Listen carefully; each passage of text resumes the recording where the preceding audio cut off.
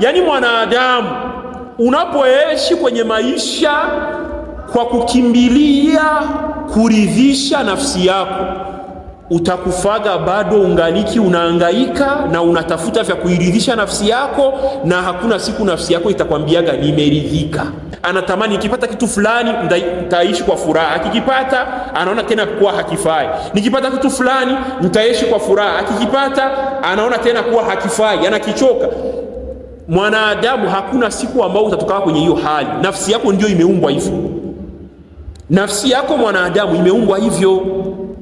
Hakuna siku nafsi yako itakwambiaga nimetosheka. Asili ya nafsi kabla haijakipata kitu inakwenda kuonesha kuwa ukipata hiki ndio furaha yako, ukikipata hiki ndio utulivu wako. Lakini utakapokipata ukakizoea, kawaida, very simple. Na ndio maana usiishi kwenye maisha yako kwa kutaka tu kuiridhisha nafsi yako. Usifanye hivyo, utakufa unahangaika. Mtu ambaye ni mwenye tamaa hachagui anapopenda na hapendi anapochagua. Mtu ambaye ni mwenye tamaa hapendi anapochagua na hachagui anapopenda. Yani akichagua hapendi na akipenda hachagui. Acha nikufafanulie vizuri ili uweze kuelewa. Mwenye tamaa hapendi anapochagua. Kwa sababu gani? Vitu vimekaa hapo, amekwenda amechagua, ameshachagua tayari, lakini kwa sababu ya tamaa yake hatopenda kile alichochagua. Ataona kuwa vile venye hajachagua ndio bora kuliko alichofanyaje, alichochagua. Bimaana mwenye tamaa hapendi anapochagua, yani maana akichagua hapendaji alichokichagua, anaona kama kile ambacho hajachagua ndio bora kuliko alichokichagua. Na pia vile vile hachagui anapopenda. Kivipi? Bimaana anapopenda kitu anashindwa kuwa na yale maamuzi ya kuchagua, kwa sababu kuna vingine tena anavitamani. Yani maana na akipenda hachagui, anakuwa na uzito wa kuchagua. Mwenye tamaa hapendi anapochagua na hachagui anapopenda. Na yani majanga, utakufa unahangaika.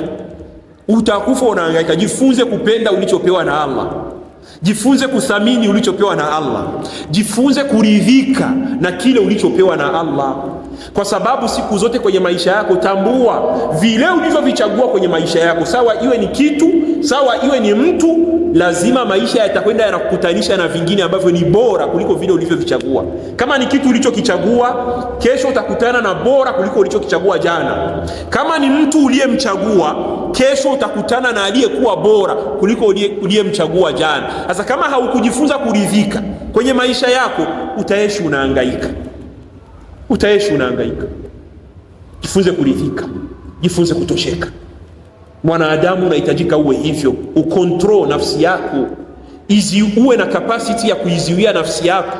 Na ndio maana Allah akawaahidi ya kuwa watakaoipata pepo ya Allah ni watu gani?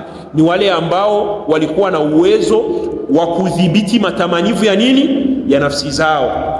Allah subhanahu wa ta'ala akasema, wa amma man khafa maqama rabbih wa naha an-nafsa 'anil hawa fa innal jannata hiya al-ma'wa. Na yule ambaye atakayeokopa siku ambayo atakayosimama mbele ya Mola wake, akaiziwia nafsi yake, akaidhibiti nafsi yake kutokamana na nini?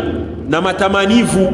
Fa innal jannata hiya al-ma'wa, hakika pepo ndio itakuwa makazi yake na mafikio yake. Allah ameiahidi pepo kwa wale ambao watakaodhibiti matamanivu ya nini? Ya nafsi zao. Kwa hiyo usiishi kwa tamaa. Kwa hiyo ndugu zangu Waislamu, miongoni mwa vitu ambavyo vinawafanya watu kuishi maisha mabaya, maisha ambayo yako mbali na utiifu wa Allah subhanahu wa ta'ala, ni watu kujiendekeza vile ambavyo nafsi zao zinataka. Na miongoni mwa athari mbaya za watu kujiendekeza vile ambavyo nafsi zao zinataka ni watu kuwa mbali na utajo wa Allah. Ndio maana leo kwenye majumba yetu hakuna tena dhikrullah, Qur'ani haisomwi, Allah hatajwi kwenye majumba yetu. Imekuwa sasa tumejaza ndani ya majumba yetu vile vitu ambavyo tunaona vinaenda sawa na nini? Na matamanivu ya nafsi zetu, miziki, masinema. Yani nyumba imekaa kama kibanda cha sinema, pakitoka hii panaingia hii. Watu wanashindana kwenye huo upuuzi, wanapoteza muda. Na ndio maana Mtume akatutahadharisha akasema ya kuwa ni'matani maghbunun fihima kathirun minan nas, neema za aina mbili au neema mbili ambazo watu wengi wanaziharibu. wanapunjwa kwenye hizo neema.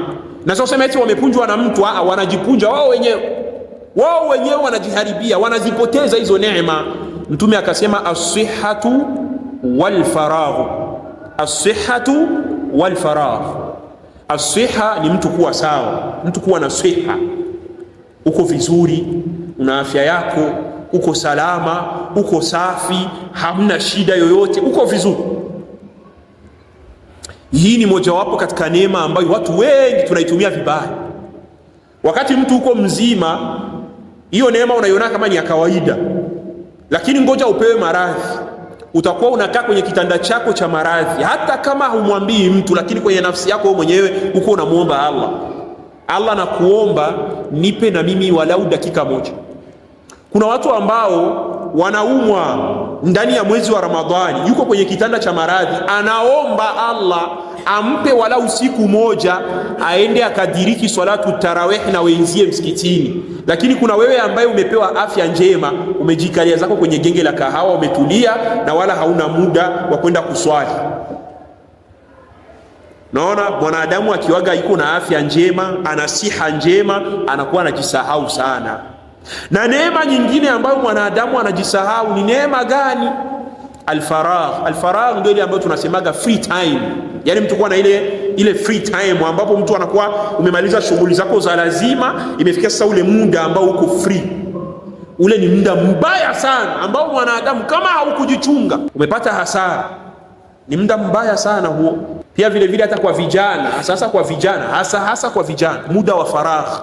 Vijana, ule muda ambao umemaliza shughuli zako, umekaa au umetulia home, vijana wanafanya maajabu mengi sana, mengi, fanya vitu vya maajabu. Yani hata akishinda hapo nyumbani, akishinda ndani, atashinda vitu, hakuna chamara chenye atashinda yeye, atashinda vitu vya maajabu ajabu, mara sijui sinema, mara sijui nini, mapicha ya hovyo hovyo, vitu vya maajabu, vitu vya maajabu.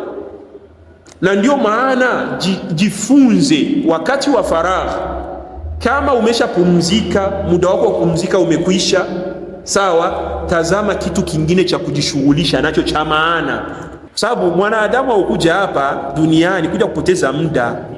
Lazima utafute kitu cha maana cha kufanya.